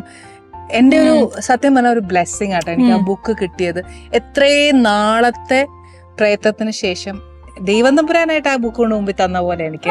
ഞാൻ ഇതുവരെ എനിക്ക് അത് കിട്ടിയില്ല, പക്ഷെ ഭയങ്കര കോയിൻസിഡൻസ് ആണ് എനിക്കത് കിട്ടിയത്. അപ്പോ അമ്മമ്മയുടെ അല്ലേ? അപ്പൊ എന്റെ ഒരു ആന്റി എനിക്ക് എന്നെ വിളിച്ചിട്ട് പറഞ്ഞു, അമ്മമ്മയുടെ ബുക്ക് ഇവിടെ ഇരിപ്പുണ്ട്, നീ ബാ എന്ന് പറഞ്ഞിട്ട് എനിക്ക് തന്നു. അപ്പൊ അത് എനിക്ക് ട്രൈ ചെയ്യാൻ എന്റെ ഒരു ബ്ലെസ്സിങ്. സത്യം, അവരുടെ ബ്ലെസ്സിങ്ങും എന്റെ കൂടെ ഉണ്ടാവട്ടെ. അപ്പൊ ആ ബുക്കിലത്തെ ഫസ്റ്റ് റെസിപ്പി ആണോ അത്? ഫസ്റ്റ് അല്ല, ഇപ്പൊ 2-3 ആയി. അപ്പൊ ഞാൻ വിചാരിച്ചു ഇനി എന്റെ ഒരു പരീക്ഷണത്തെക്കാട്ടിലും ഇനി അമ്മമാരുടെ റെസിപ്പീസും കൂടെ വരട്ടെ. അടിപൊളിയായിട്ട്. ഓക്കെ, എനിവേ വിൻസി ഭയങ്കര പോസിറ്റീവ് ആണ്, ഭയങ്കര ബോൾഡ് ആണ്, ഭയങ്കര കോൺഫിഡന്റ് ആണ്. ഇത് ത്രൂ ഔട്ട് ഹോൾ ലൈഫ് ഇങ്ങനെ തന്നെ നിൽക്കട്ടെ. മാത്രമല്ല എന്റെയും എന്റെ പ്രേക്ഷകരുടെയും ഏറ്റവും വലിയൊരു ബ്ലെസ്സിങ്, എപ്പോഴും ഒരു ബ്രൈറ്റ് ഫ്യൂച്ചർ, ഒരു ഒത്തിരി നല്ല ക്യാരക്ടേഴ്സ് ചെയ്യാൻ പറ്റട്ടെ. Anyway thanks for coming. ഇത്രയും നല്ലൊരു പോസിറ്റീവ് മൂവ്മെന്റ് തന്നേന് താങ്ക് യു ചേച്ചി, thank you so much. Okay, എന്തായാലും വിൻസിയുടെ കുറെ വിശേഷം, എന്റെ ഏട്ടന്റെ സെറ്റിലെ വിശേഷവും നമ്മൾ അറിഞ്ഞു. ഇനി ഇതേപോലെ പുതിയ വിശേഷങ്ങളും പുതിയ വിഭവങ്ങളും പുതിയ അറിവുകളുമായിട്ട് നമുക്ക് വീണ്ടും കാണാം. Till then, goodbye.